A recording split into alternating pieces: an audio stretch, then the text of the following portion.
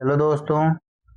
आज हम लोग देखेंगे भारतवर्षोन्नत कैसे हो सकती है, जिसके लेखक हैं भारतेंदु हरिश्चंद्र। आज बड़े आनंद का दिन है कि छोटे से नगर बलिया में हम इतने मनुष्यों को एक साथ बड़े उत्साह से एक स्थान पर देखते हैं। इस अभागे आलसी देश में जो कुछ हो जाए वही बहुत है। बनारस ऐसे ऐसे बड़े नगरों में जब कुछ नहीं होता तो हम यह न कहेंगे कि बलिया में जो कुछ हमने देखा वह बहुत ही प्रशंसा के योग्य है।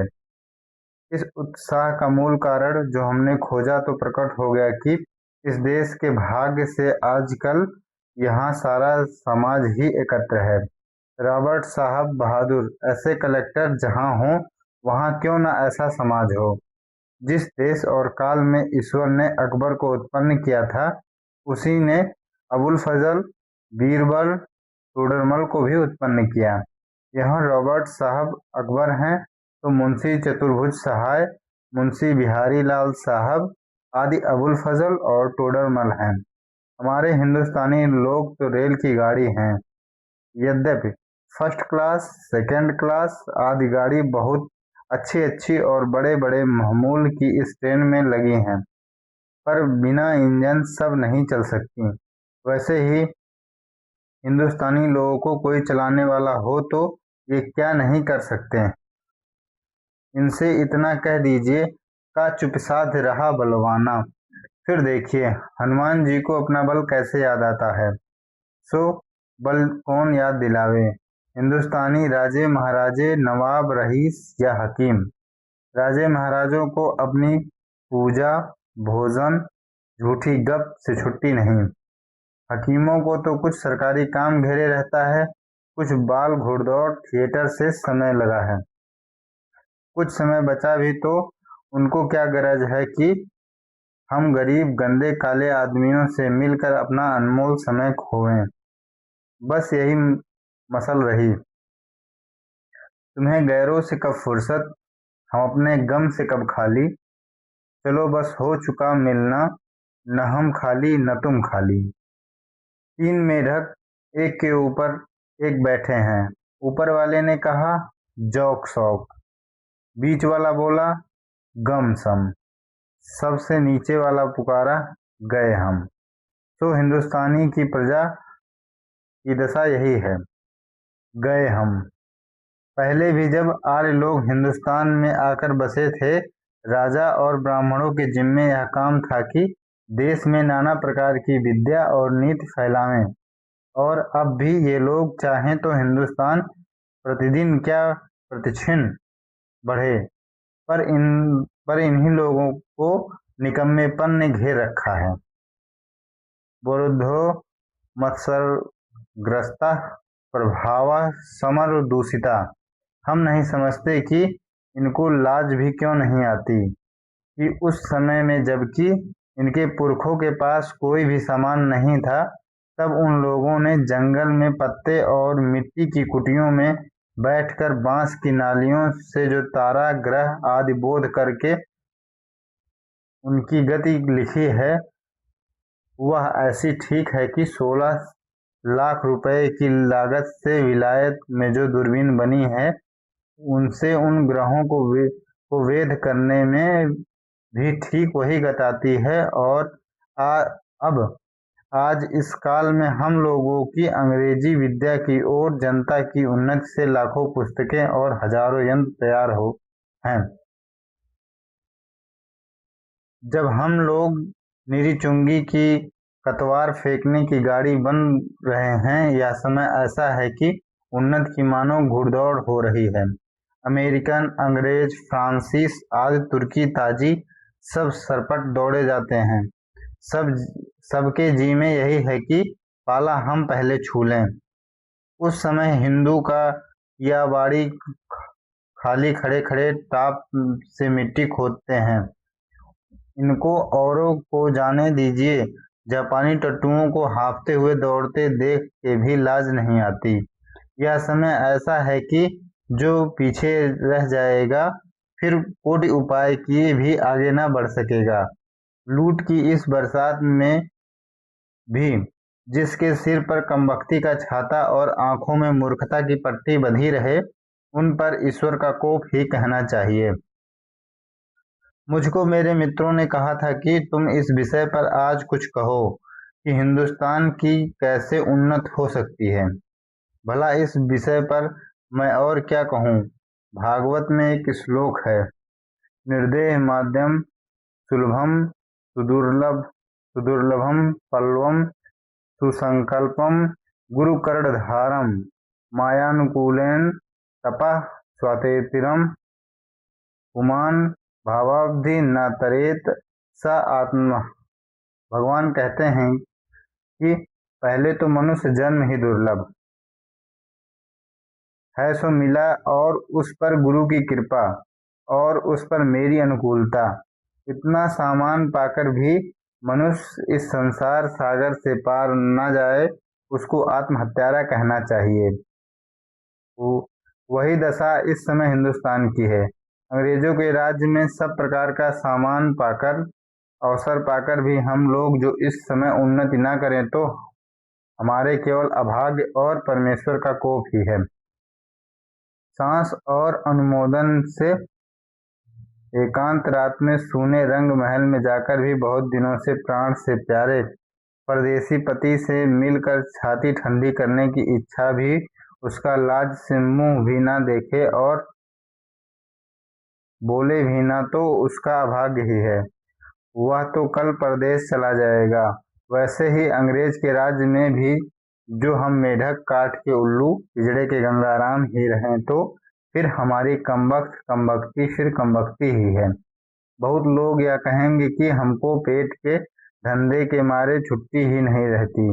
बाबा, हम क्या उन्नति करें? तुम्हारा पेट भरा है, तुमको दून की सूझती है। उन सॉरी उसने एक हाथ से अपना पेट भरा, दूसरे हाथ से उन्नति के कांटों को साफ किया। क्या इंग्लैंड में किसान खेत वाले, गाड़ीवान, मजदूर, कोचवान आदि नहीं हैं?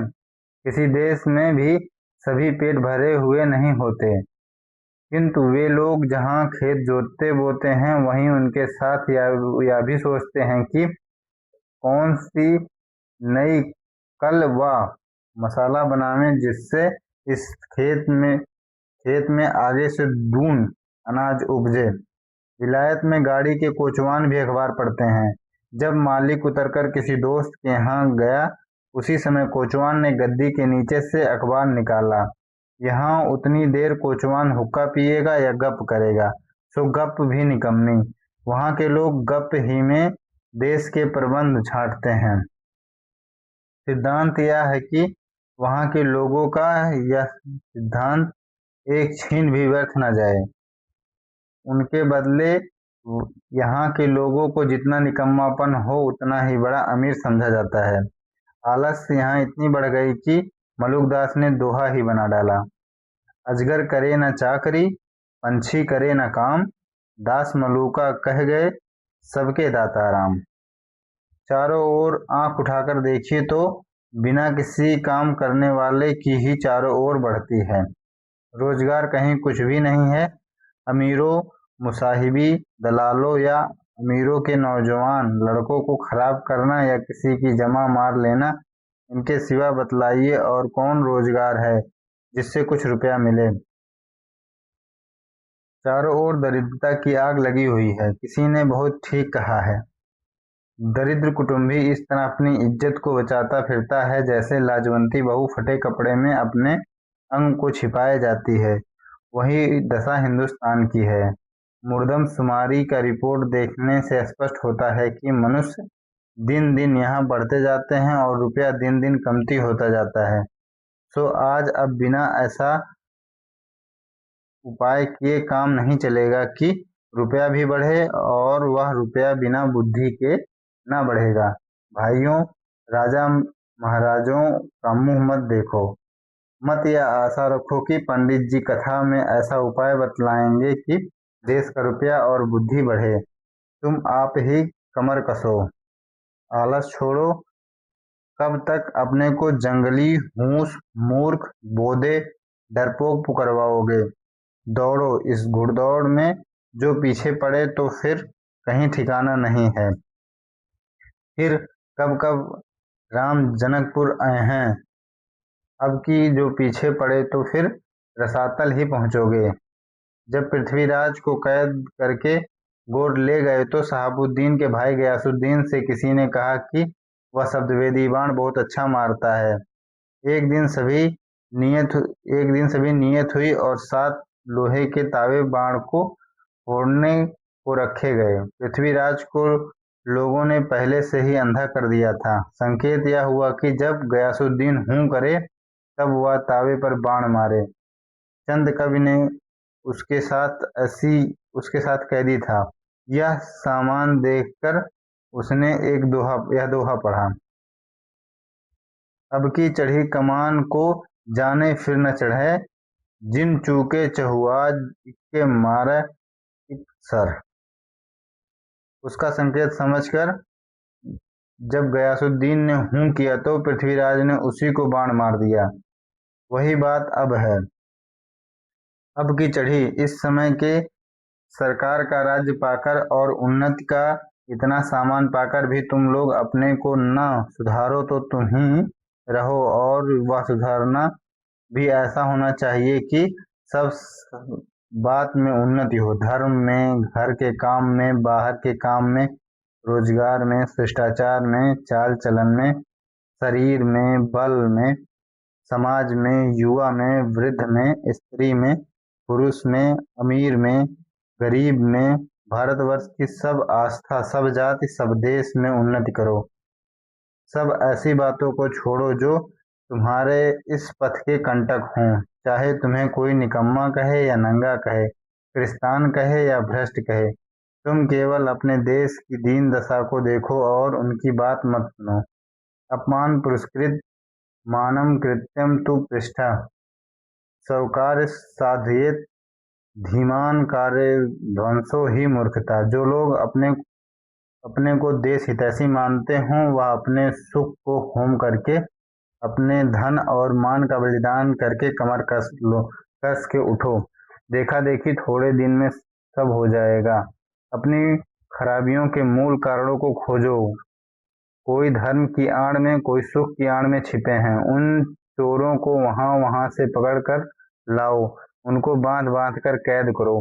हम इससे बढ़कर क्या कहें कि जैसे तुम्हारे घर में कोई पुरुष व्यभिचार करने आवे तो जिस क्रोध से उसको पकड़कर मारोगे और जहां तक तुम्हारे में शक्ति होगी उसका सत्यानाश करोगे, उसी तरह इस समय जो जो बातें तुम्हें उन्नति पथ की कांटा हों उनकी जड़ खोदकर फेंक दो। कुछ मत डरो।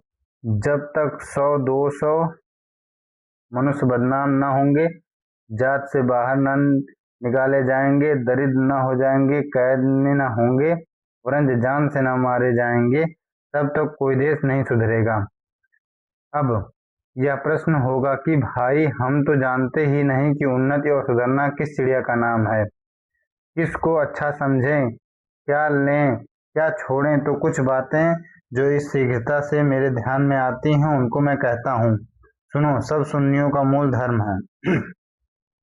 इससे सबसे पहले धर्म की ही उन्नति करनी उचित है। देखो, अंग्रेजों की धर्मनीति राजनीति परस्पर मिली है, इससे उनकी दिन दिन कैसी उन्नति है उनको जाने दो। अपने ही यहाँ देखो, तुम्हारे धर्म की आड़ में नाना प्रकार की नीतियां, समाज गठन, वैदक आदि भरे हुए हैं। दो एक मिसाल सुनो, तुम्हारा बलिया के मेला का यही स्थान क्यों चुना गया है, जिससे जो लोग कभी आपस में नहीं मिलते 10-10, 5-5 कोस से लोग एक जगह एकत्रित होकर आपस में मिलें, एक दूसरे का दुख सुख जाने, गृहस्थी के काम की वह चीजें जो गांव में नहीं मिलती यहाँ से ले जाएं। एकादशी का व्रत क्यों रखा जाता है, जिसमें महीने में 2-1 उपवास से शरीर शुद्ध हो जाए। गंगा जी नहाने जाते हैं तो पहले पानी सिर पर चढ़ाकर तब पैर पर डालने का विधान क्यों है, जिससे तलुए से गर्मी सिर पर चढ़कर विकार न उत्पन्न करे। दिवाली इसी हेतु है कि इसी बहाने साल भर में एक बार तो सफाई हो जाए होली इसी हेतु है कि वसंत की बिगड़ी हवा स्थान स्थान पर अग्नि जलने से स्वच्छ हो जाए। यही त्योहार ही तुम्हारी म्यूनिसिपालिटी हैं। ऐसे ही सब पर्व, सब तीर्थ व्रत आदि में कोई हिकमत है। उन लोगों ने धर्मनीति और समाज नीति को दूध पानी की भांति मिला दिया। खराबी जो बीच में हुई वह यह है कि उन लोगों ने ये धर्म क्यों मान मानने थे, इनका लोगों ने मतलब नहीं समझा और इन बातों को वास्तविक धर्म न मान लिया। भाइयों, वास्तविक धर्म तो केवल परमेश्वर के चरण कमल का भजन है।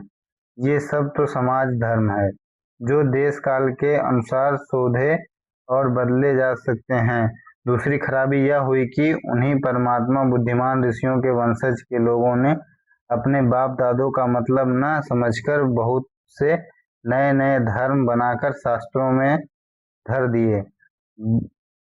बस सभी तीर्थ व्रत और सभी स्थान तीर्थ हो गए।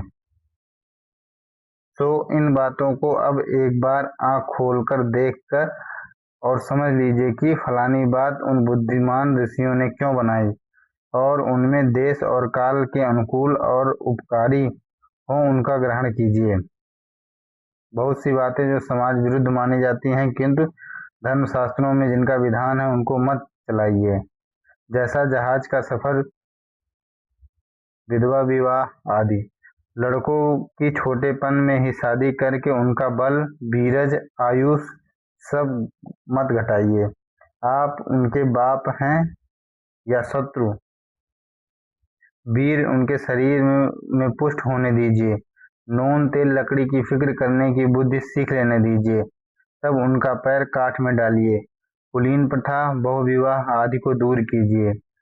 लड़कियों को भी पढ़ाइए, किंतु इस चाल में नहीं जैसे आजकल पढ़ाई जाती हैं, जिससे उपकार के बदले बुराई होती है। ऐसी चाल से उनको शिक्षा दीजिए कि वह अपना देश और कुल धर्म सीखें, पति की भक्ति करें और लड़कों को सहज में शिक्षा दें। वैष्णव शास्त्र इत्यादि नाना प्रकार के लोग आपस में बैर छोड़ के या समझ कर इन झगड़ों का नहीं यह समय इन झगड़ों का नहीं। हिंदू, जैन, मुसलमान सब आपस में मिलिए। जाति में कोई चाहे ऊंचा हो चाहे नीचा हो, सबका आदर कीजिए। जो जिस योग्य हो उसे वैसा मानिए। छोटी जाति के लोग का तिरस्कार करके उनका जी मत तोड़िए। सब लोग आपस में मिलिए। मुसलमान भाइयों को भी उचित है कि इस हिंदुस्तान में बसकर वे लोग हिंदुओं को नीचा समझना छोड़ दें। ठीक भाइयों की भांति हिंदुओं से बर्ताव करें। ऐसी बात जो हिंदुओं का जी दुखाने वाली हो ना करें। घर में आग लगे सब जिठानी देवरानी को आपस का डाह छोड़कर एक साथ वह आग बुझानी चाहिए। जो बात हिंदुओं को नहीं मैसर है वह धर्म के प्रभाव में मुसलमानों को सहज प्राप्त है। उनके जाति नहीं, खाने पीने में चौका चूल्हा नहीं, विलायत जाने में रोक टोक नहीं। फिर भी बड़े ही सोच की बात है कि मुसलमानों ने अभी तक अपनी दिशा कुछ नहीं सुधारी। दशा अभी तक बहुतों को यही ज्ञात है कि दिल्ली लखनऊ की बादशाहत कायम है। यारो वे दिन गए। अब आलम हठधर्मी का या सब छोड़ो। चलो हिंदुओं के साथ तुम भी दौड़ो, एक एक दो होंगे। पुरानी बातें दूर करो। मीर हसन और इंद्रसभा पढ़कर छोटेपन इसे लड़कों का सत्यानाश मत करो। होश संभाला नहीं कि पढ़ी पारसी चुस्त कपड़ा पहना और गजल गुनगुनाए। शौक तिल्फी से मुझे गुल की जो दीदार का था, ना किया हमने गुलिस्तां का सबक याद कभी। भला सोचो कि इस हालत में बड़े होने पर वे लड़के क्यों न बिगड़ेंगे। अपने लड़कों को ऐसी किताबें छूने भी मत दो। अच्छी से अच्छी उनको तालीम दो। पेंशन और वजीफे या नौकरी का भरोसा छोड़ो। लड़कों को रोजगार सिखलाओ, विलायत भेजो।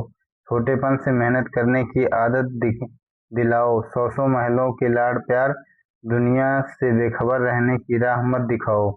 भाई हिंदुओं, तुम भी मतांतरों का आग्रह छोड़ो। आपस में प्रेम बढ़ाओ। इस महामंत्र का जाप करो। जो हिंदुस्तान में रहे, चाहे किसी जाति किसी रंग का क्यों ना हो, वह हिंदू है। हिंदू की सहायता करो।